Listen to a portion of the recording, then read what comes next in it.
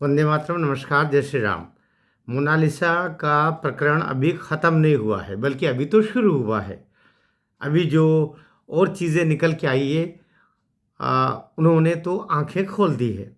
ये जो फरमान खान है, उसने जो आ, वहाँ पर उत्तर प्रदेश के जहाँ का ये रहने वाला है, आ, उस जगह पर जो काम किए हैं बागपत में, बागपत के पास, बागपत जिला है, उसके पास में पानड़ी करके कोई गांव है, दोगट थाना क्षेत्र लगता है।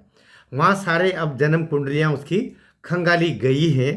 और जो लोग वहाँ का बता रहे हैं कि ये एक्टिंग करना और तथाकथित रूप से लोगों से जुड़ करके और मूवमेंट बना लेना, और साथ ही अपनी धार्मिक जो इनका समाज है उनमें कुछ ऐसा वातावरण बना करके और उसमें कट्टरता का छोग लगा करके और खुद फिर परे हट करके और कार्य करना, और हिंदुओं को टारगेट करने के लिए सॉफ्ट तरीके से कोई न कोई रास्ते निकालना, ये कार्य है। वहाँ के लोगों के जो जानकारियाँ मुझे प्रदान की गई है, वो मैं आपको बता रहा हूँ। और उसी के तहत ये पिछले 5-6 सालों से कहा जा रहा है, फिर वही कि जो पीएफआई है, जो मुस्लिमों का एक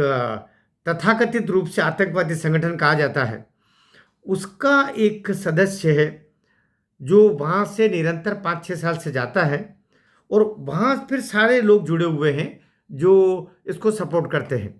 सपोर्ट ही नहीं करते, बल्कि वो तो यहाँ से उत्तर प्रदेश से केरल के बीच में सारा सेतु बनाने का काम करते हैं। इसलिए वो चाहता तो इसको बागपत में जा सकता था, वो पानडी अपने गांव में ले जा सकता था, लेकिन उसने वहाँ चुना क्योंकि वहाँ पर वामपंथी सरकार है, सारे लोग सपोर्ट करेंगे, और सपोर्ट किया भी। अब क्या इसके बाद, अब ये कल शाम तक तो ये था कि था और है कि वह इस शादी से अब उसकी आंखें खुल गई है और वो वापस महेश्वर आना चाहती है, ये बताया है। लेकिन चारों ओर जो गिरोह सक्रिय है, वो गिरोह अब उसको आने नहीं दे रहा है।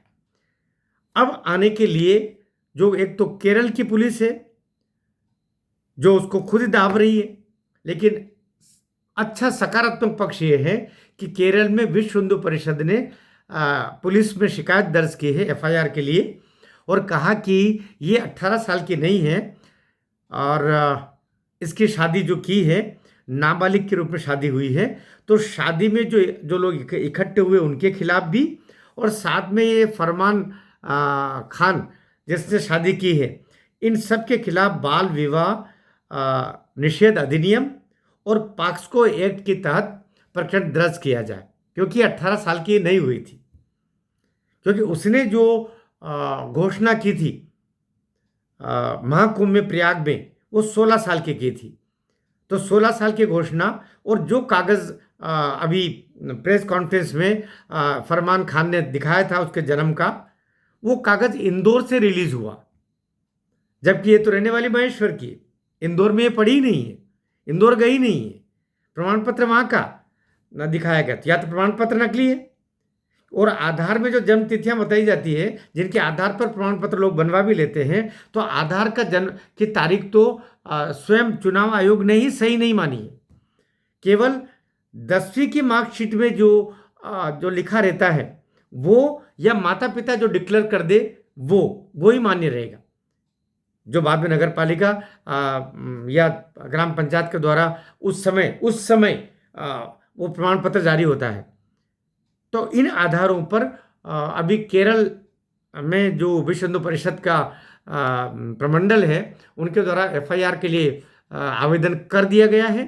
इधर महेश्वर मध्य प्रदेश में इंदौर से 100 किलोमीटर दूर है। महेश्वर तो अलग है, ये तो खरगोन जिले की तहसील है, इंदौर से काफ़ी दूर है। और अगर कुछ होता तो महेश्वर का होता, खरगोन से होता, लेकिन यहाँ से नहीं। तो ये यहाँ से उसके महेश्वर में उसके पिताजी जो जय सिंह भोसले हैं, उन्होंने एक पुलिस में कंप्लेंट की है, बताया जा रहा है कि मेरी लड़की को बेला फुसला करके, और वो बालिग नहीं है, ये भी मुझे बताया जा रहा है कि ऐसा भी उन्होंने उसमें उल्लेख किया है। और साथ ही उसके साथ जादू टोना भी किया है और बरगला करके उसको लेके गए हैं, लिहाजा उसको वापस लाया जाए। इस तरीके से दोनों ओर से मध्य प्रदेश की पुलिस भी और अब विश्व हिंदू परिषद के उस एफआईआर के आधार पर, पुलिस कंप्लेंट के आधार पर केरल की पुलिस भी मजबूर होगी, नहीं तो वो कोर्ट में चले जाएगी वहाँ पर और कोर्ट से डायरेक्शंस ले लेंगे। तो मामला अभी सब कुछ खत्म नहीं हुआ है, अभी तो मामला शुरू हुआ है। आगे चलिए और अब होता क्या है। भारत माता की जय।